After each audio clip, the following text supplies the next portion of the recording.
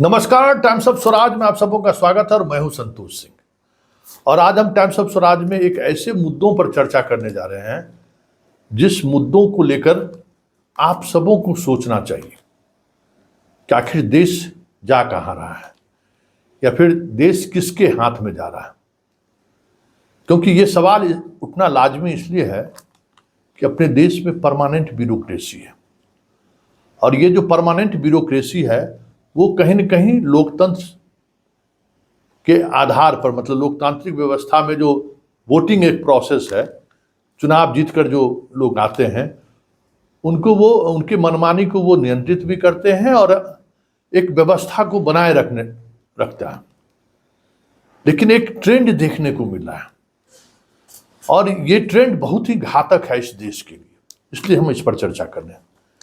देखिए, पत्रकारिता में रहने की वजह से बहुत सारे आईएएस आईपीएस से मिलना जुलना बड़ा आसान रहा है। बहुत सारे लोगों से मित्रवत रिश्ता भी रहा है भी। जब जिला में थे तो सबसे ज़्यादा पटना आए तो वो रिश्ता अब उस तरीके का नहीं रहा। लेकिन जिला में जब थे तो हर डीएम एसपी कमिश्नर जो आते थे उनसे मिलना जुलना बातचीत होती रहती थी। तो जो उस दौर में, हमारे दौर में एसपी थे, डीएम थे, आज वो प्रधान सचिव हैं, डीजी स्तर के अधिकारी बन गए, डीजी बन चुके हैं। तो उनसे उस वक्त का दौर और आज के दौर पर चर्चा होती रहती है।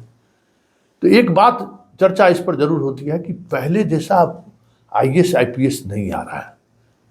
वो तेज, वो एक अलग तरीके का कमिटमेंट लेवल वाला जो अधिकारी पहले आते थे यूपीएससी से, वो लेवल अब देखने को नहीं मिल रहा है। जब मुलाकात होती है इस तरीके से तो ये सवाल कहीं ना कहीं मेरे जहन में आ ही जाता है और उन लोगों से पूछते हैं कि वो लोग तो रोज फेस करते हैं, तो वो लोग भी मानते हैं कि हाँ, ये पता नहीं संतोष जी क्या हो गया है, अब पहले जैसे लोग नहीं आ रहे। और इस बार जो यूपीएससी का परीक्षा का रिजल्ट 17 तारीख को आया है, उसने तो समझिए कि पूरे देश का आंख खोल कर रख दिया है। जितने नंबर पर टॉप किया है इस बार हमारे दौर में, मतलब 90s और 20s के दौर में, उतने नंबर पर अमूमन एलाइड भी मिल जाता था तो बहुत है। टॉपर की तो बात छोड़िए, इस बार के टॉपर को 899, मतलब 1700 नंबर में 899 नंबर आया। हमारे दौर में 2000 का परीक्षा होता था, 2000 में 1200 1300 इस तरीके से नंबर आने पर कंपीट करने की बात होती थी, नहीं तो फिर कोई गुंजाइश नहीं था। तो इस बार का जो रिजल्ट है 12 वर्षों का रिकॉर्ड टूटा है। मतलब आज तक कभी ऐसा हुआ ही नहीं था जितने कम नंबर पर जो है सो सिलेक्शन हुआ है। 12 वर्ष पहले सीटेट की शुरुआत हुई थी तो उस दौर में कुछ रिजल्ट प्रभावित हुआ था। और आप देखिए आईएएस आईपीएस में किस तरीके के लोग बन के आ रहे हैं।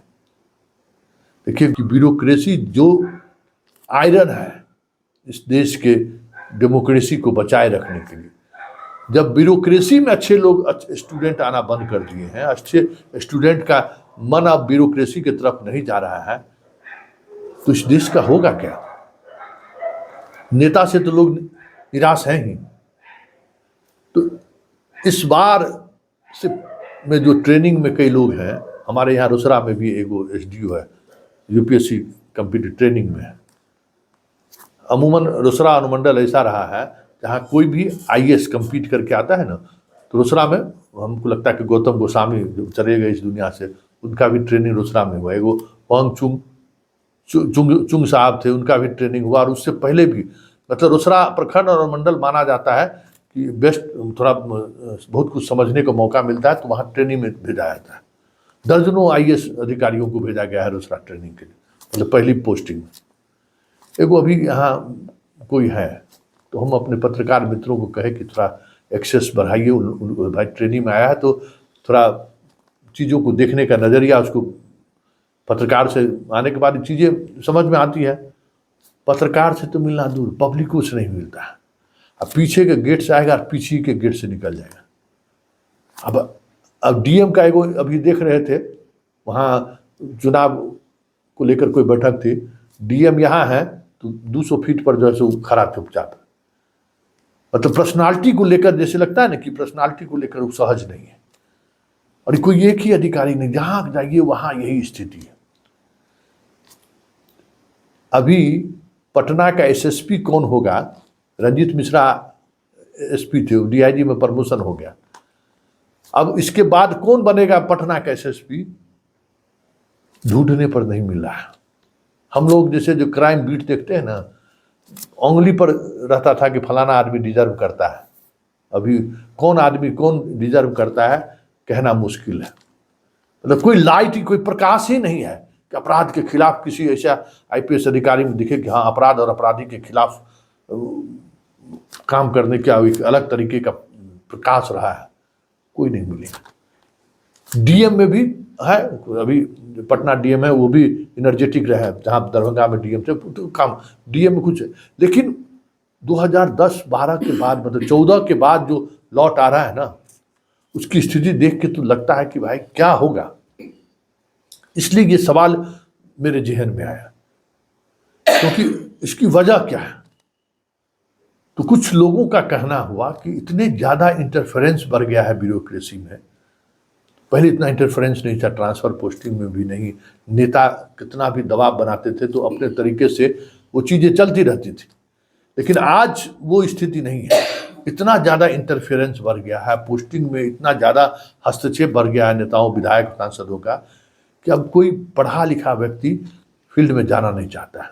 पढ़ा लिखा व्यक्ति आईएएस आईपीएस नहीं बनना की परीक्षा देना नहीं चाहता है, क्योंकि अब वो बहुत सारी चीज़ें को देख रहा है कि हम बाहर कॉरपोरेट में नौकरी करके जो चीज़ें हम प्राप्त कर सकते हैं, और हम चाह के भी अगर हम आईएएस आईपीएस बनते हैं तो वो डिलीवर नहीं कर सकते हैं जो हम जनता के लिए सोच के बनने वाले हैं।